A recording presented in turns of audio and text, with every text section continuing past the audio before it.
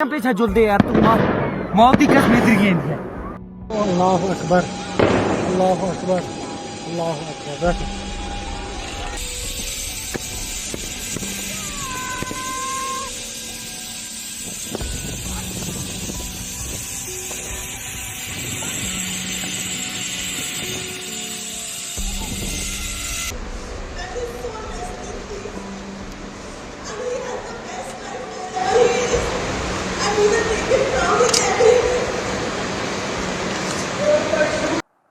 जिन्होंने ये हमला किया है उन आतंकियों को और इस हमले की साजिश रचने वालों को उनकी कल्पना से भी बड़ी सजा मिलेगी।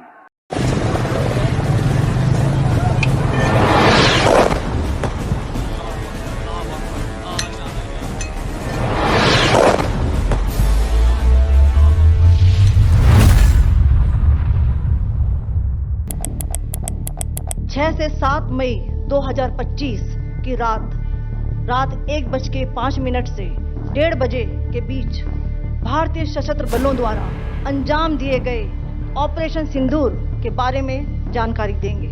We had a detailed brief on the successful joint operations that were carried out to destroy the terror infrastructure in Pakistan occupied Jammu and Kashmir as well as in Pakistan itself. Operation Sindoor कई बार आप लोगों ने इस बारे में चर्चा सुनी होगी। ऑपरेशन सिंदूर क्या था? 7 और 8 मई की रात को जो हमारी एयरफोर्स ने स्ट्राइक की थी पाकिस्तान के 9 आतंकी ठिकानों पर, तो उसके बाद से लगातार चर्चा हो रही थी कि पाकिस्तान की तरफ से ड्रोन आ गए हैं, युद्ध शुरू होने वाला है, क्या ये परमाणु युद्ध हो सकता है। कुछ ऐसी अटकलें लगाई जा रही थी जिसमें साथ दे रहा था हमारा जो स्टाइलाइज्ड मीडिया है। उन्होंने तो यहाँ तक कह दिया था कि लाहौर हमारे कब्जे में आ चुका है, पाकिस्तान सुबह तक बर्बाद हो जाएगा, आधा पाकिस्तान हमारा हो चुका है। तो इस बारे में हम आज कुछ ऐसी ही चर्चा करेंगे। क्या ये अटकलें सही है? क्या हमारा फ्यूचर क्या हो सकता है? इसका एनालिटिक व्यू क्या है? हम पूरा विश्लेषण आपको बताएंगे। हमारे साथ जो गेस्ट हैं वो है रिटायर्ड कर्नल अशोक मौर्य जी।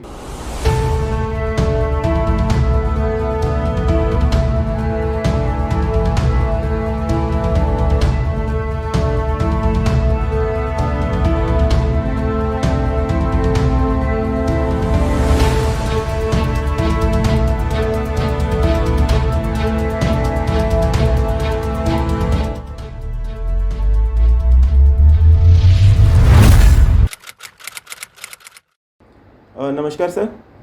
पहले मैं सर के बारे में थोड़ा सा आपको विस्तार से बता दूं कि सर पहले इंडियन आर्मी में थे, उसके बाद सर आईआईटी कानपुर में एडमिनिस्ट्रेटिव ऑफिसर थे।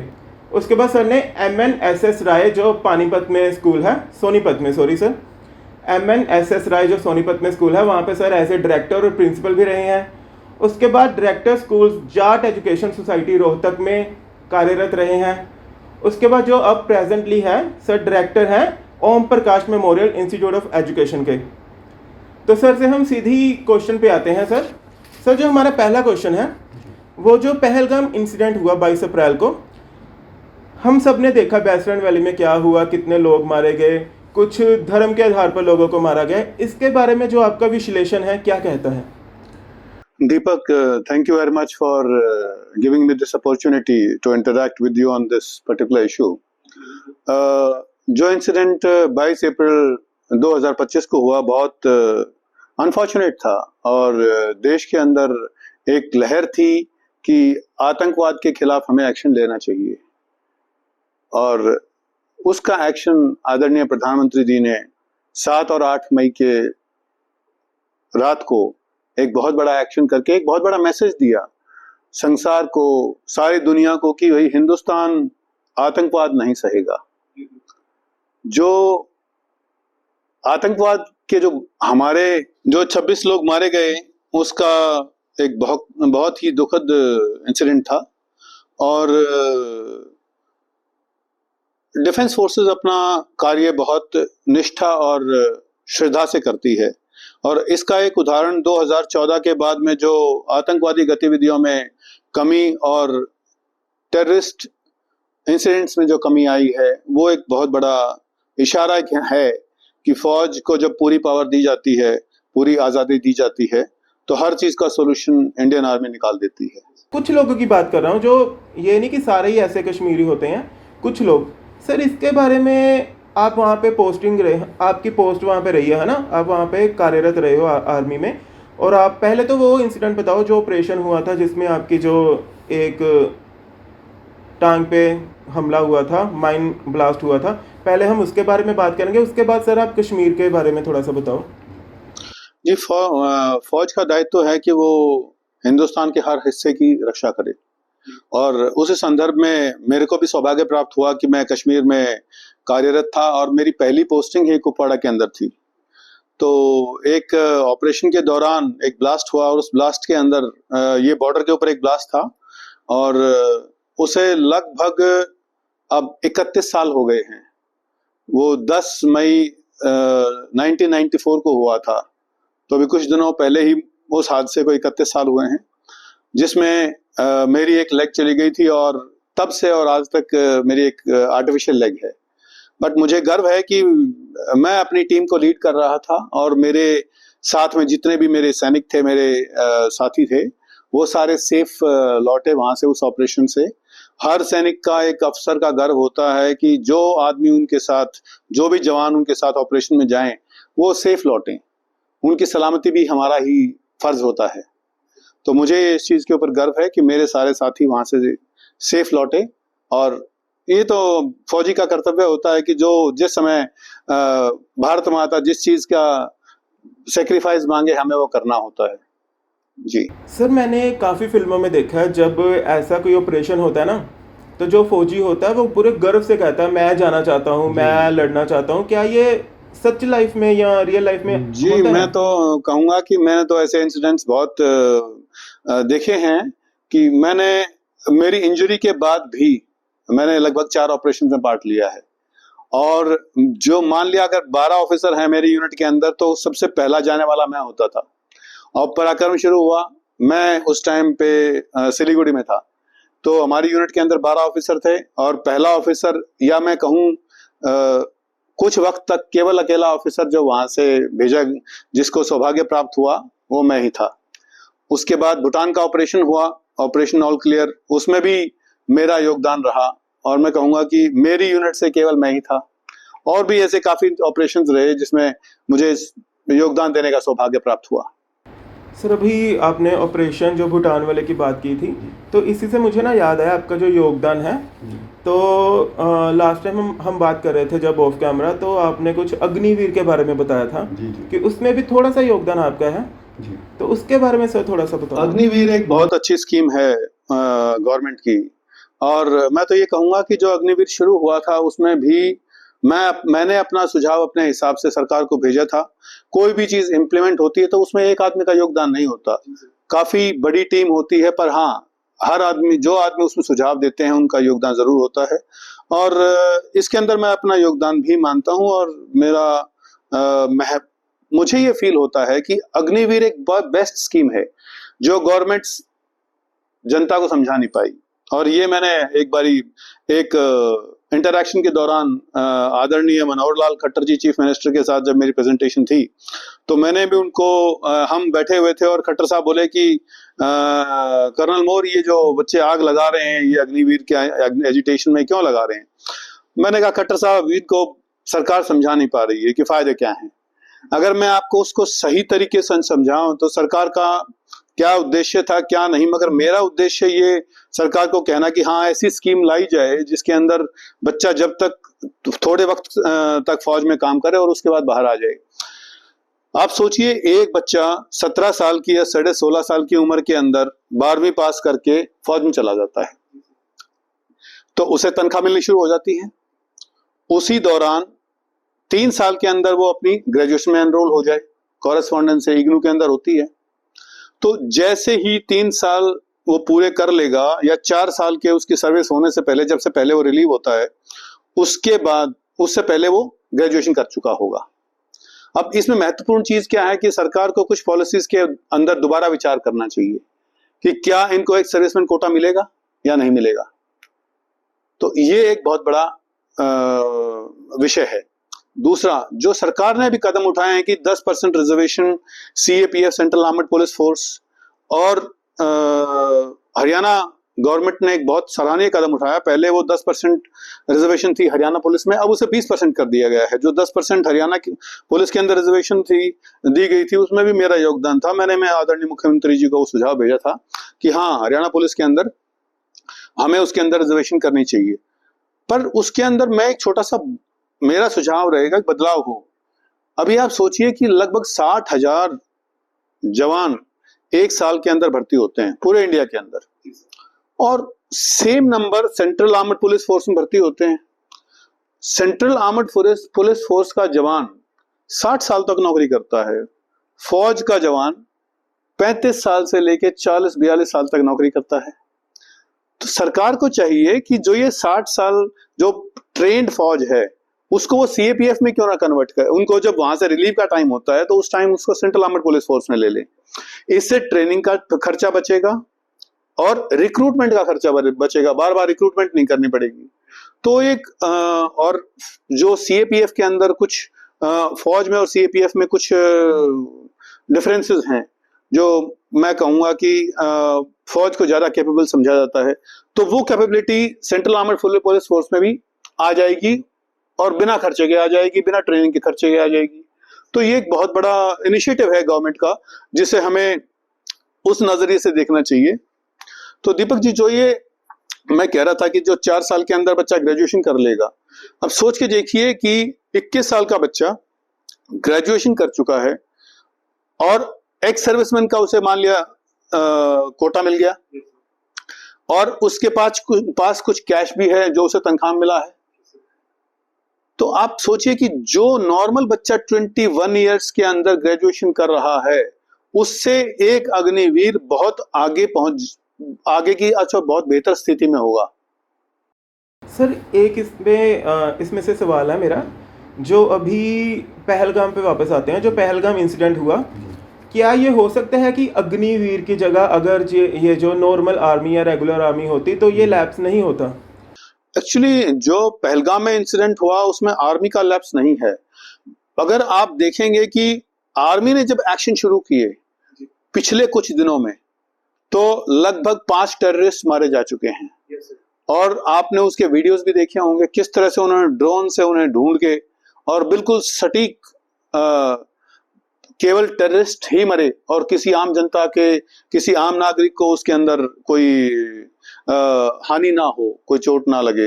तो उस प्रिसाइज और उस एक्यूरेसी के साथ इंडियन आर्मी काम करती है।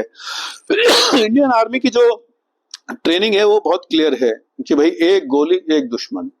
तो इसमें मैं ये नहीं कहूंगा, और मैं इसमें कहीं भी ऐसा नजर नहीं आता कि क्योंकि अग्निवीर थे तो इसमें, क्योंकि अग्निवीर की रिस्पॉन्सिबिलिटीज अलग अलग जगह पर वो बेसिक रिस्पॉन्सिबिलिटीज होती हैं, मगर जो एक्सपर्ट रिस्पॉन्सिबिलिटीज होती हैं वो थोड़ा सीनियर जो नौकरी में हो जाते हैं उनको दी जाती है। तो मैं कहूँगा कि सरकार ने, जो इंडियन आर्मी जो काम कर रही है, बहुत सराहनीय काम कर रही है। और कश्मीर के अंदर जो अमन है, जो एक बेखौफ आदमी घूम सकता है, आज सब टूरिस्ट जा रहे थे, वो केवल और केवल इंडियन आर्मी की वजह से ही एक बहुत अच्छा माहौल था। सर, वापस कश्मीर में आते हैं। जो मेरा एक सवाल रह गया कि कश्मीर के लोग जो हैं, बहुत ज़्यादा नहीं, बहुत थोड़े तबके के लोग हैं, वो जो भारत को अपना नहीं मानते। ऐसा क्यों है सर? कश्मीर के अंदर फंडिंग बहुत ज़्यादा होती है फॉरेन से, और अगर आपने कुछ दिनों पहले देखा होगा कि एक जो बादाम है या एक जो प्रोडक्ट है कश्मीर का, वो 10 गुना प्राइस में पाकिस्तान में बिक रहा है, और हवाला से वो पैसा आ रहा है, या पाकिस्तान के अंदर बैठे हुए जो एजेंट्स हैं वो उसे बहुत ज़्यादा कीमत पे खरीद के और वो पैसा इंडिया के अंदर भेजते हैं, और उस पैसे का उपयोग टेररिज्म में भी हुआ है, टेररिज्म को सपोर्ट करने में हुआ है। जो ये पत्थरबाजी होती है कश्मीर में, उसके अंदर भी हुआ है।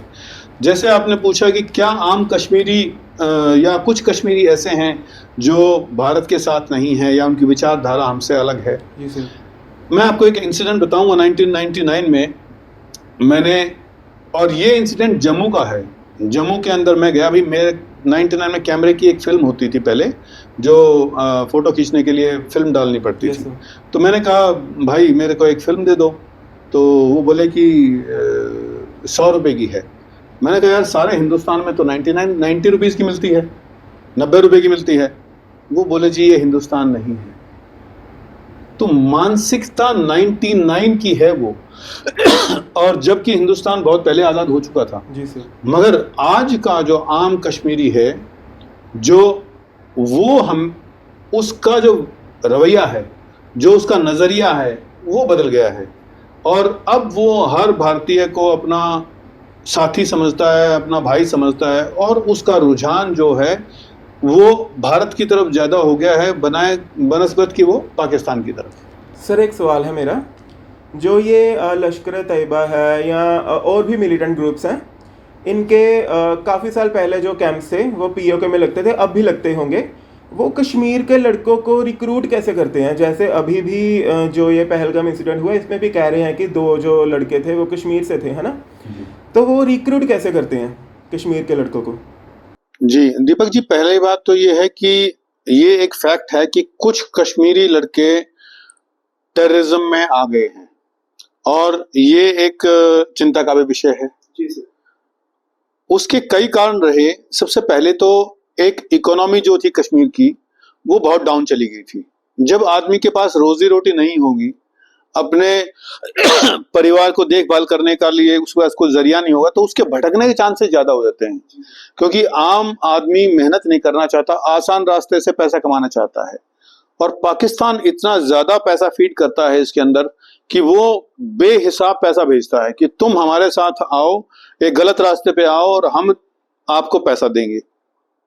पाकिस्तान यहां तक करता है कि उसे फिक्स करा होता है कि हाँ, अगर एक उस हादसे में जवान मारा गया तो इतने पैसे, ऑफिसर अगर वो ऑफिसर को मारते हैं तो इतने पैसे मिलेंगे। तो वहां तक पाकिस्तान की ये हरकतें रहती हैं।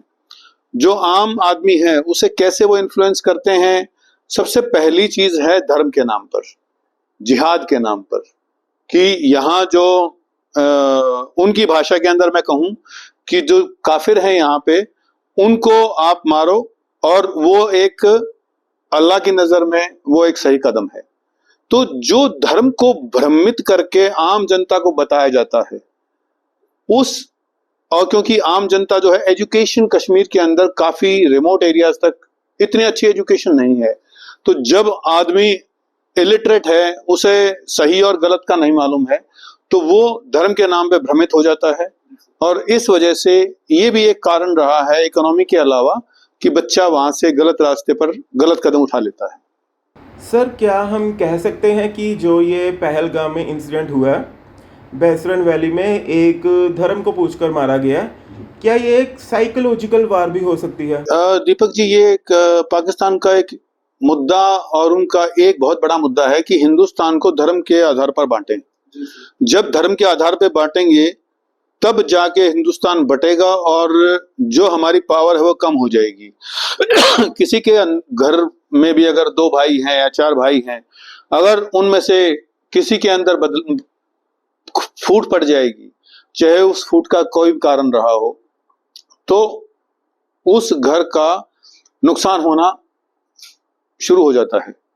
जो ये धर्म के बेस के ऊपर बांट रहे हैं वो, उसके अंदर उनका उद्देश्य है कि वो पाकिस्तानी चाहते हैं कि मुसलमान पाकिस्तान की तरफ बोलें और यहाँ पे टेररिज्म या ऐसे मुद्दों को सपोर्ट करें। तो ये उसी के अंदर, उसी धारा के अंदर उठाया हुआ उनका एक कदम है। पर मुझे उम्मीद है कि आम नागरिक जो हिंदुस्तानी है वो इस चीज को समझेगा कि हाँ, पाकिस्तान की ये साजिश है और एक हम अच्छे हिंदुस्तानी होने के नाते हम इससे दूर रहेंगे। तो सर अगले क्वेश्चन से पहले मैं आपसे पूछना चाहूँगा कि आप आर्मी से एजुकेशन फील्ड में आए हो, आप ट्विटर में भी काफ़ी एक्टिव रहते हो, तो सर ये जो सफ़र रहा आपका आर्मी से एजुकेशन फील्ड एंड ट्विटर में आप सरकार को सुझाव देते हो कोई भी छोटे या बड़े मुद्दे पर, तो ये सफ़र आपका कैसे तय हुआ सर? एजुकेशन दीपक जी मेरा एक बहुत शौक रहा है और मैं हमेशा किसी न किसी एजुकेशन इंस्टीट्यूट के साथ में जुड़ा रहता हूँ। जब मैं सेना में था तब भी मैं एजुकेशन इंस्टीट्यूट को हमेशा हर स्टेशन के अंदर जहां भी मैं पोस्टिंग रहा 28 साल में, तो मैंने एक एजुकेशन इंस्टीट्यूट को मैं पिकअप कर लेता था, मैं छांट लेता था और मैं उसे सुझाव देता था और उनको मैं विजिट करता रहता था हफ्ते में या 20 दिन के अंदर एक बारी। और लगभग हर शहर के अंदर मेरे एजुकेशन इंस्टीट्यूट के फ्रेंड्स हैं। तो जो आपने कहा कि मेरा ये सफर कैसा रहा, तो मेरा ये बहुत पहले से ही जुड़ाव रहा है एजुकेशन के साथ में। मैं 1998 में मैं सैनिक स्कूल रीवा में रजिस्ट्रार चला गया था और वो भी मैंने वॉलंटियर किया था क्योंकि मैं चाहता था कि मैं एजुकेशन इंस्टीट्यूट्स के साथ जुड़ूं और मैं वहां कार्य करूं और बच्चों का भला करूं। और आप मान सकते हैं कि एक साल के अंदर रीवा सैनिक स्कूल रीवा के अंदर 52 बच्चे एनडीए गए थे। ये भी अपने आप में एक रिकॉर्ड है और मेरा सौभाग्य है कि मैं उस टाइम पे वहां पे बच्चों को मोटिवेट कर पाया और वो बच्चे आज काफी सीनियर पदों पे हैं, कर्नल और ब्रिगेडियर बनने वाले हैं, कर्नल हैं, ब्रिगेडियर बनने वाले हैं। उसके बाद मैंने एक बारी मैंने कोशिश किया कि मैं किसी और संस्थान में जाऊं और मेरे को सौभाग्य प्राप्त हुआ कि मैं आईआईटी कानपुर के अंदर एडम ऑफिसर के तौर पर मुझे सेवा करने का मौका मिला। वो भी एक बहुत बड़ा मेरी जिंदगी के अंदर बदलाव था। और उसके बाद मैंने फौज छोड़ के मैंने MNSS Motilal Nehru school of sports में मैंने प्रिंसिपल एंड डायरेक्टर का पद मेरा सिलेक्शन हो गया ईश्वर की कृपा से और मैंने वहां पे कार्यरत रहा। मैं राई स्कूल का ही, मैं MNSS राई का ही पढ़ा हुआ हूँ। उसी स्कूल में मैं 12 साल हॉस्टल में रहा हूँ और फिर मैं पहला ऐसा एक स्टूडेंट हूँ जो वहां पे डायरेक्टर बन के वापस आया। सर इसी के बारे में थोड़ी सी चर्चा करेंगे। आपने एक किस्सा सुनाया था कि आपने वही स्कूल के कुछ बच्चों और अध्यापकों को सिंगापुर में भेजा था। जी जी। तो वो सर जो किस्सा था वो बताओ आप सर। क्या हुआ कि जब मैं स्कूल में पढ़ता था तो हमारे एक टीचर थे मिस्टर एलन लुइस, वो इंग्लैंड से थे। तो वो कहते थे कि हमेशा किताबें, स्टोरी बुक्स पढ़ते रहो। तो मिस्टर एलन लुइस ने हमको 10 किताबें पढ़ना कम से कम अनिवार्य कर दिया था। मेरी स्टोरी बुक्स पढ़ने में ज्यादा रुचि नहीं रहती थी, मगर 10 किताबें तो अनिवार्य है, वो पढ़ते थे हम। और मिस्टर लुइस हमारा टेस्ट लेते थे कि हाँ आपने पढ़ ली है तो ये आप 5 क्वेश्चन बताओ और उस हिसाब से फिर वो हमें उसके मार्क्स देते थे। तो उस प्रेरणा ने, जब मैं वापस संस्थान में आया तो मेरे को लगा कि वो बहुत अच्छी हैबिट थी। तो मैंने बच्चों को प्रेरित किया कि आप स्टोरी बुक्स पढ़िए और उससे आपका भला होगा। उसको एक इंसेंटिव देने के लिए बच्चों को हमने कहा कि जो बच्चे ज्यादा किताबें पढ़ेंगे उसे हम एजुकेशन टूर के ऊपर 7 दिन के लिए सिंगापुर भेजेंगे। तो हमने 7 बच्चे जिन्होंने सबसे ज्यादा किताबें पढ़ी थी, 2 बच्चे जो कोडिंग क्लासेस हमारी अमेरिका से मैंने चलवा रखी थी और उनको हमने उसमें डाला और 2 टीचर्स उनको सुपरवाइज करने के लिए, ये सारे हमने सिंगापुर भेजे। वो भी सरकार में इसका कोई खर्चा नहीं था। मेरा उद्देश्य रहा कि जो प्रोजेक्ट लो सरकार में उसका कोई खर्चा नहीं होना चाहिए। इसके लिए हमने एक्स स्टूडेंट्स ने ये स्पॉन्सर किया था ये प्रोजेक्ट। आप मान सकते हैं कि एक बच्चा जो 5वीं क्लास का है वो कितने किताबें पढ़ सकता है एक साल में? मैक्सिमम कितना सोच सकते हैं आपकी, कितने किताबें पढ़ सकता है? 10 से 12 बच्चों ने वहां पे सबसे कम किताबें पढ़ने वाले बच्चे थे 10 किताब पढ़ने वाले, और सबसे ज्यादा किताबें पढ़ने वाले जो वो बच्चा 4थी में था उसने 250 किताब पढ़ी थी। 5वीं में उस बच्चे ने 450 किताबें पढ़ी। तो आप सोचिए कि कितना बड़ा विचारधारा, नॉलेज के अंदर बदलाव आया होगा इस एक छोटे से योगदान से। तो सर हम वापस थोड़े से टॉपिक पे आते हैं। तो जो ये इंसिडेंट हो गया, ऑपरेशन सिंदूर हो गया, सीज फायर हो गई, तो इसके बाद जो सरकार की रणनीति रहेगी, डिफेंस स्ट्रेटेजी रहेगी, वो क्या हो सकती है? दीपक जी, सबसे पहली बात तो ये है कि जो सीज फायर हुआ वो एक हिंदुस्तान का एक टैक्टिकल कदम था। आप ये देखिए कि जो हमारी टेक्नोलॉजी ड्रोन वॉरफेयर जो एक नया वॉरफेयर है आज के टाइम पे, आने वाले वक्त में भी ये बहुत सक्रिय रहेगा। उसके अंदर हिंदुस्तान ने एक विजय प्राप्त करी और जो अच्छे 2018-19 में जो युद्ध उपकरण खरीदे गए, S-400 जो रशिया से लिया गया और S-500 की जो अभी बातचीत रशिया से चल रही है, तो S-400 एक बहुत बड़ा हमारी सफलता का एक राज है। मैं तो ये कहूंगा कि जिससे हमारी जो सेफ्टी थी देश की वो रही, और जितने भी मिसाइल्स या ड्रोन्स जो आए, S-400 की काबिलियत ये है कि वो 600 किलोमीटर पे उसे वो आभास हो जाता है कि हाँ फला चीज आ रही है, और 400 किलोमीटर पे वो उसे डिस्ट्रॉय करने की क्षमता रखता है। तो अभी आप देखिए कि अगर पाकिस्तान को अगर हम ईस्ट टू वेस्ट देखें तो वो तो पूरा कवर हो जाएगा इसी एक मात्र हथियार से। तो आगे आने वाले वक्त में हिंदुस्तान और टेक्नोलॉजी और एनहांस करेगा, इंक्रीज करेगा, और हमारे और हथियार अच्छे होंगे, जिससे हमें एक स्टेबिलिटी और एक मजबूती मिलेगी। सर, अभी हम पड़ोसी देश की बात करते हैं जो हमारा शांति प्रिय देश है। तो वहाँ पे सर एक थोड़ी सी कहावत मशहूर है कि वहाँ की जो आर्मी है उन्होंने थोड़ा सा देश रखा हुआ है। तो ये कितनी सर कारगर है, क्योंकि हम देखते हैं कि जब इमरान खान साहब वहाँ के जो प्राइम मिनिस्टर बने थे तब भी आर्मी ने उन्हें ओवरटेक कर लिया था, जो अभी भी जेल में ही है। तो ये सर क्यों होता है वहाँ पे? सिनेरियो क्या है वहाँ? सिनेरियो ये है सर कि दीपक जी, बात ये है कि जहाँ पे आम जनता की नहीं सुनी जाएगी वहां उनको भ्रमित करने का चांस रहता है।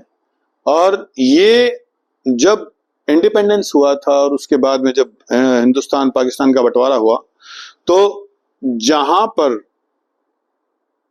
आम शहरी की नहीं सुनी गई, डेमोक्रेसी वीक थी, वहां पर आर्मी ने काफी जगह पर, काफी कंट्रीज के अंदर डिक्टेटरशिप रूल चला गया।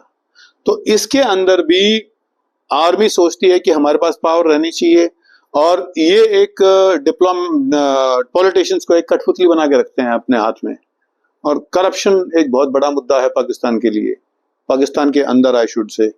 तो मेरा पर्सनल ओपिनियन ये है कि क्योंकि करप्ट पॉलिटिशियंस की वजह से ही आर्मी स्ट्रांग होती है, और उसी वजह से पाकिस्तान के अंदर अक्सर डिक्टेटरशिप आ जाती है। सर, मेरा अगला सवाल है कि ये जो सीज फायर हुआ, ये जो भी इंसिडेंट हुआ, ड्रोन वॉर चल रही थी, तो अभी भी ना हम जो पंजाब में रहते हैं या राजस्थान में रहते हैं लोग बाहर आके देखते हैं कि जब भी 9 बजते हैं कि कोई ड्रोन तो नहीं आ रहा, क्योंकि तब ना सर ये स्टार वॉर जो फिल्म है वहाँ का इंसिडेंट चल रहा था कि इधर से ड्रोन आ रहा है, वहाँ से इंडियन आर्मी इंटरसेप्ट कर रही है। ये जो भी चल रहा था, हम अभी भी उसी में हैं, हम अभी भी बाहर की लाइटें नहीं जगा रहे। तो इन सब से बाहर कैसे उभरा जाए? दीपक जी, ये एक बहुत इंपॉर्टेंट साइकोलॉजिकल वॉरफेयर है, और हमें उसका सॉल्यूशन भी साइकोलॉजी से ही निकालना पड़ेगा। इसमें मेरा सुझाव सरकार को रहेगा कि सरकार एक कॉन्फिडेंस बिल्डिंग मेजर्स ले, और आम जो इंसान जो बॉर्डर एरियाज में है, पंजाब हो गया, राजस्थान हो गया, उसके अंदर सैनिकों की स्कूलों के अंदर विजिट करवाए, कॉलेजों के अंदर विजिट करवाए। हर घर के अंदर बच्चे होते हैं, जब उनको एक समझाया जाएगा कि हाँ बेटा ये एक पास्ट है और एक हकीकत भी है कि हाँ ऐसा हो सकता है, तो मगर उनको ये भरोसा रहना चाहिए कि हाँ जो आपकी सेना है वो उसके अंदर इतनी काबिलियत है कि आपके ऊपर कभी कोई असर नहीं पड़ेगा इस चीज का। और धीरे धीरे जब उन्हें उनका भरोसा और बढ़ेगा और उनको इसकी जानकारी मिलेगी, तो तब ऑटोमेटिकली ये साइकोलॉजिकल जो हमारे बैरियर्स शुरू हो गए हैं ड्रोन वॉर के और फायरिंग्स के, तो वो सब धीरे धीरे खत्म हो जाएंगे। इसमें मैं तो एक अलग विचारधारा का आदमी हूं। इसमें मेरा तो सुझाव सरकार को रहेगा कि वो हर महीने एक दिन ब्लैकआउट 15 मिनट के लिए जरूर कराए, और वॉर ड्रिल जरूर होनी चाहिए। जिस नजरिए से हम अग्निवीर की तरफ जा रहे हैं, या ये जो प्रोजेक्ट सरकार का है, एक्चुअली हम एक इजराइल पैटर्न फॉलो कर रहे हैं। तो अगर हम इजराइल पैटर्न फॉलो कर रहे हैं तो हमें उसे अच्छी तरह करना चाहिए, और हमारे हर शहरी, हर बच्चा हर महीने 15 मिनट एक्सरसाइज करे कि अगर वॉर हो जाता है तो क्या होगा, जिससे हमारी एक देशभक्ति भी बढ़ेगी। सर इसमें से एक सवाल है, ये जो टेरिटोरियल आर्मी होती है इसका क्या ये रोल रहता है जो आर्मी में? जी, टेरिटोरियल आर्मी एक बहुत अच्छा इनिशिएटिव है। मेरा सरकार को भी सुझाव था कि जो एनसीसी वाले हैं उन्हें परमानेंट टेरिटोरियल आर्मी में, जो सी सर्टिफिकेट होल्डर्स हैं, बी सर्टिफिकेट होल्डर्स हैं, उन्हें परमानेंट टेरिटोरियल आर्मी के अंदर उनका एनरोलमेंट कर लिया जाए और उन्हें बेसिक ट्रेनिंग 2 महीने की दे दी जाए, ताकि कभी भी जरूरत पड़े तो टेरिटोरियल आर्मी में जल्दी ही उसको वो आ जाएं और अपने आप को उसके अंदर अडॉप्ट कर लें। टेरिटोरियल आर्मी के फायदे ये होते हैं, टेरिटोरियल आर्मी एक परमानेंट आर्मी नहीं होती, ये जरूरत होने के टाइम पे, लड़ाई के टाइम, तब वो टेरिटोरियल आर्मी को पूरा एक्टिवेट किया जाता है। हिंदुस्तान के अंदर प्रेजेंटली काफी बटालियंस ऐसी हैं टेरिटोरियल आर्मी की जिसके अंदर सोल्जर्स का रोटेशन चलता है और कुछ सोल्जर्स आते रहते हैं, कुछ उनको रिलीव किया जाता है तो वो घर चले जाते हैं। तो आम तौर पर वो उन्हें 2 महीने टेरिटोरियल आर्मी के सैनिकों को नौकरी करनी जरूरी होती है साल के अंदर। अब इसमें जो आपने ऐड किया, बहुत अच्छा प्रश्न था आपका। अपने कुछ नेता भी हैं जो टेरिटोरियल आर्मी में हैं। मेरा उनसे निवेदन है कि उनकी जो 2 महीने की सर्विस है साल के अंदर उसे करें और बीच में ब्रेक ना लें। और सरकार से निवेदन है कि किसी को ब्रेक ना दिया जाए, जिसे शौक है ब्रेक लेने का उसका नाम निकाल दिया जाए वहां से। ये जो पीओके को लेकर जो मुद्दा चल रहा है, प्रधानमंत्री जी ने अपनी स्पीच में कहा कि अगर हम पीओके पर बात करेंगे, अगर पड़ोसी देश पीओके पर बात करने पर राजी है तो ही हम उससे वार्तालाप आगे की करेंगे। तो ये जो पीओके है, क्या ये भारत में आ सकता है? दीपक जी, एक ये हर हिंदुस्तानी का ख्वाब है कि हमारे को हमारा जो कश्मीर का हिस्सा है वो वापस मिले। और आदरणीय प्रधानमंत्री मोदी जी का जो मेहनत है और पीओके को वापस लाने का जो उनका सपना है, मुझे लगता है कि वो जरूर पूरा होगा। मेरे रहते हुए मेरी लाइफ में तो जरूर पूरा होगा, मेरे को ये उम्मीद है। और अगर हम टाइमलाइन के हिसाब से देखो तो 2034 तक हिंदुस्तान का हिस्सा होगा पीओके। और जो आज की सरकार है उसके जो कदम हैं इस तरफ, आप ये सोचिए कि कितने प्रिसाइज उन्होंने अटैक किए पाकिस्तान के अंदर जाके। अगर आप सही में देखोगे तो जो सर्जिकल स्ट्राइक हुई थी वो पीओके वाले एरिया में हुई थी, मगर अब हमने पाकिस्तान के एरिया के अंदर जाके अटैक किया, वहां तक हमारा कॉन्फिडेंस बढ़ गया है। तो अब मैं तो ये कहूंगा कि पीओके एक बहुत जल्दी सफल हो जाएंगे हम पीओके वापस लेने में, क्योंकि वो हमारा हिस्सा है।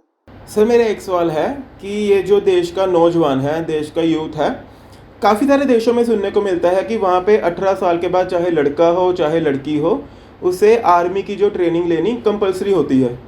क्या ये अपने देश में भी होना चाहिए? दीपक जी, बहुत अच्छा प्रश्न है। और मेरा अपना विचार ये है कि देश सेवा के लिए हर बच्चे को, हर नौजवान को फौज में जाना चाहिए। और लगभग 2 साल की सर्विस हर इंसान को जरूरी करनी चाहिए। और जितनी भी सरकारी नौकरियां हैं उसमें मैंडेटरी कर दिया जाए कि आपके सिलेक्शन होने के बाद 2 साल आपको फौज में सेवा करनी पड़ेगी, तभी जाके आप सरकारी नौकरी ज्वाइन कर पाएंगे। और जी, तो सर ये जो यूपीएससी में जो सिलेक्शन होती है, यूपीएससी में जो आईएएस आईपीएस बनते हैं, क्या इनके लिए भी मैंडेटरी होनी चाहिए सेना में इनका कार्यरत होना? बहुत अच्छा, एक रेवोल्यूशनरी मैं तो ये कहूँगा एक प्रश्न है आपका। और इसके अंदर मेरा अपना ओपिनियन ये है कि यूपीएससी करने के बाद आईपीएस आईएएस इनको सबको लगभग 3 साल की सर्विस कंपलसरी होनी चाहिए इंडियन आर्मी में, और वो भी केवल और केवल बॉर्डर एरियाज में होनी चाहिए। उसका रीजन ये है कि जब जॉर्ज फर्नांडिस डिफेंस मिनिस्टर थे तो वो एक बार साइचिन चले गए। तो साइचिन में जब वो गए तो जवानों से पूछा, हाँ भी आपकी कोई समस्या? तो उन्होंने बताया कि सर हमने स्नो स्कूटर्स की डिमांड दे रखी है और काफी दिनों से दे रखी है। तो उन्होंने पूछा, फिर बड़े अधिकारियों से पूछा कि हाँ भाई प्रॉब्लम कहाँ है? बोले जी वो एमओडी में जो वहां बाबू बैठते हैं वो फाइलें कभी इधर चली जाती हैं, इस टेबल से उस टेबल चली जाती हैं, उस टेबल से इस टेबल चली जाती हैं। तो तब जॉर्ज फर्नांडिस जी ने एक बहुत ही सराहनीय कदम उठाया और जो उसमें उस फाइल को एक टेबल से दूसरे एक टेबल भेज रहे थे और उसे पास नहीं कर रहे थे क्योंकि उन्हें उसकी महत्व नहीं पता था उस चीज का, तो उनको उन्होंने साइचिंग ग्लेशियर भेजा ताकि आप जाइए, उन आईएएस ऑफिसरों को बोला कि आप जाइए और स्वयं देख के आइए वहां स्थिति क्या है और क्या इनकी जरूरत है या नहीं है। तो ऐसी चीज जो देश की या जनता की सही समस्याएं हैं, फौज एक बहुत बड़ा हिस्सा है और बहुत महत्वपूर्ण चीज है क्योंकि देश आज के जो ये अभी लड़ाई हुई, जो भी हमारा ऑपरेशन सिंदूर हुआ, इसमें फौज का महत्व और ज्यादा हो गया है, देश की सुरक्षा का महत्व और ज्यादा हो गया है। तो इसमें मेरा ओपिनियन ये है कि हर आईएएस, हर आईपीएस, हर यूपीएससी पास करने वाले अधिकारी जो बन रहे हैं उनको 3 साल मैंडेटरी सर्विस इंडियन आर्मी के साथ में जरूरी होनी चाहिए और वो भी ध्यान रहिए सीएपीएफ के साथ नहीं, इंडियन आर्मी के साथ में, और वो भी केवल और केवल इन्फेंट्री के साथ में। तब जाके वो समझेंगे कि एक सैनिक क्या होता है, एक सैनिक का दर्द क्या होता है, एक सैनिक की मजबूरी क्या होती है, एक सैनिक का काम कैसा है। वरना आप एक सैनिक का जो सेक्रीफाइस होता है वो समझ नहीं पाएगा आम अधिकारी। सर इसी में से एक सवाल है कि ये एनसीसी एज इलेक्टिव सब्जेक्ट जी, इसके बारे में आपके विचार क्या है? दीपक जी, मेरा एक सौभाग्य रहा कि जब मैं 2016 में मैं एनसीसी में मेरी पोस्टिंग आने वाली थी तो मैं प्रधानमंत्री जी को एक सुझाव भेजा कि एनसीसी को एक इलेक्टिव सब्जेक्ट बना दिया जाए देश के अंदर। और मैं इस चीज में प्रधानमंत्री जी की प्रशंसा करूंगा कि मैंने जितने भी सुझाव भेजे उनको, जब भी उनको एड्रेस किया गया, चाहे उसमें 1 साल लग गया। मैं आपको इस एनसीसी का ही बताता हूं। मैंने एनसीसी का विस्तार और निजीकरण का सुझाव भेजा था अलॉन्ग विद इलेक्टिव सब्जेक्ट।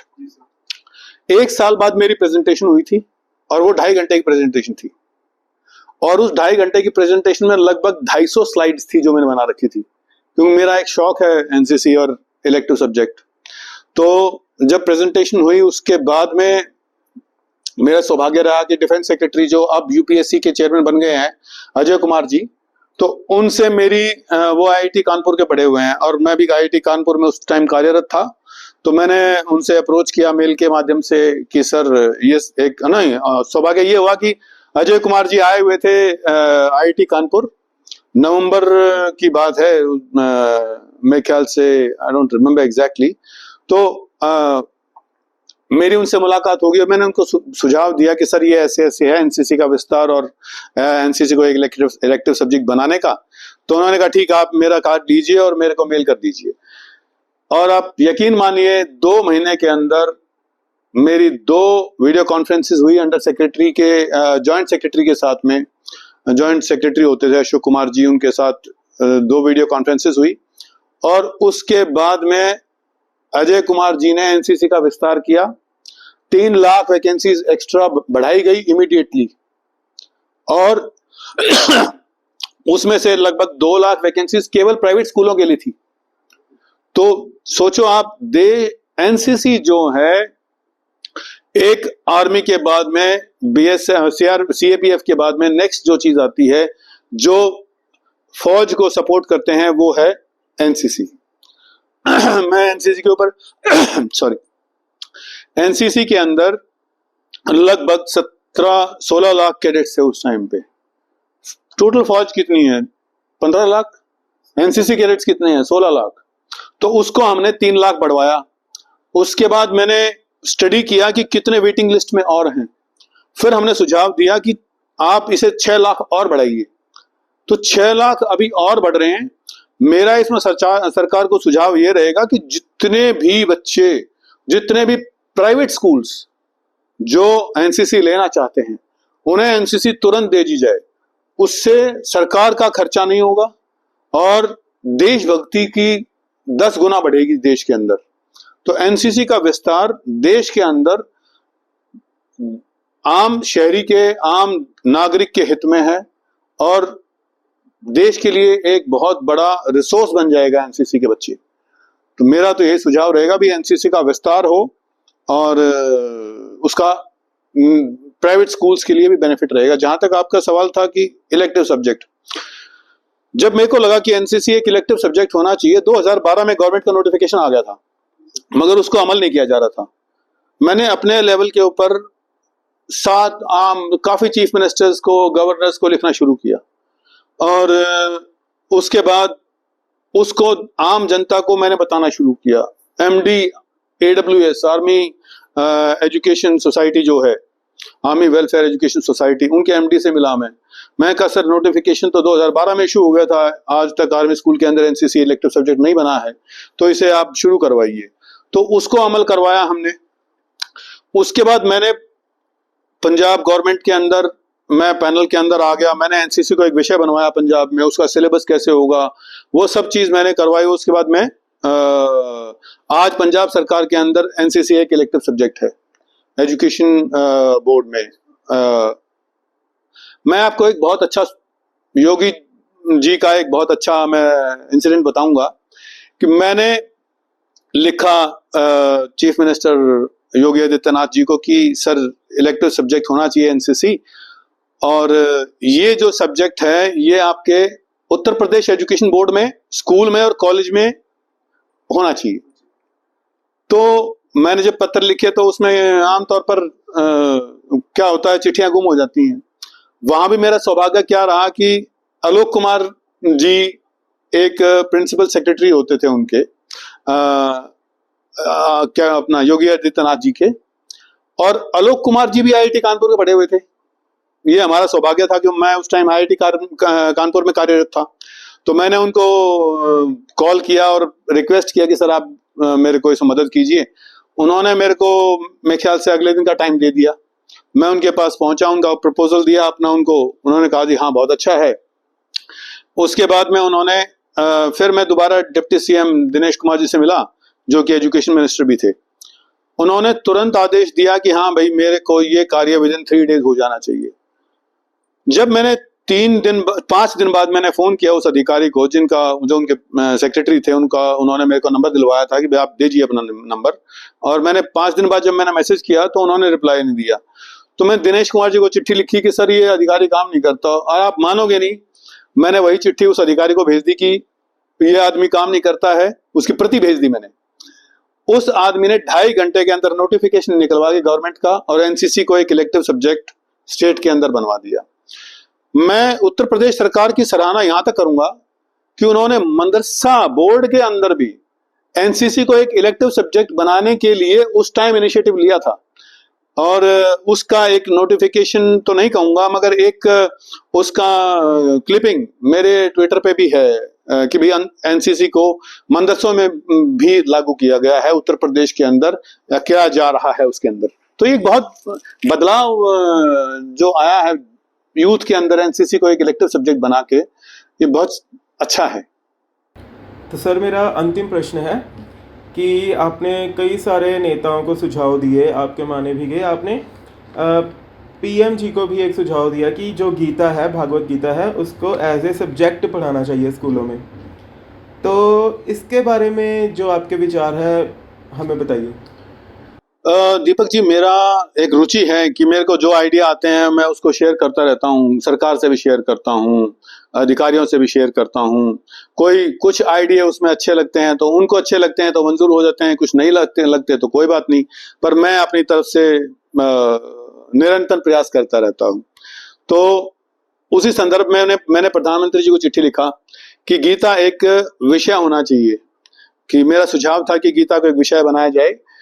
और मैं आदरणीय मोदी जी और उनके टीम का आभारी हूं कि उन्होंने मेरा पत्र हरियाणा सरकार को भेजा और कि गीता को एक विषय बनाया जाए, और इसमें ये पत्र है कर्नल अशोक मोर का, इसे आप देखिए और इसके ऊपर आगे कार्रवाई कीजिए।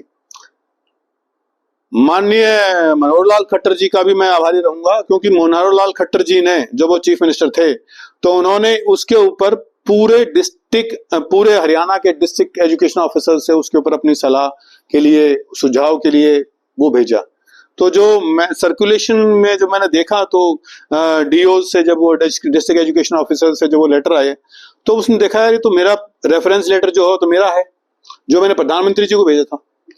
तो अब उसके ऊपर मेरे ख्याल से मंथन चल रहा है और मैं उम्मीद करता हूं कि जल्द ही एजुकेशन के अंदर, फॉर्मल एजुकेशन के अंदर गीता एक इलेक्टिव सब्जेक्ट जल्दी ही बनेगा और मैं इसके लिए मोदी जी और हमारे पूर्व चीफ मिनिस्टर मनोहर लाल खट्टर जी का बहुत बहुत धन्यवाद करूंगा।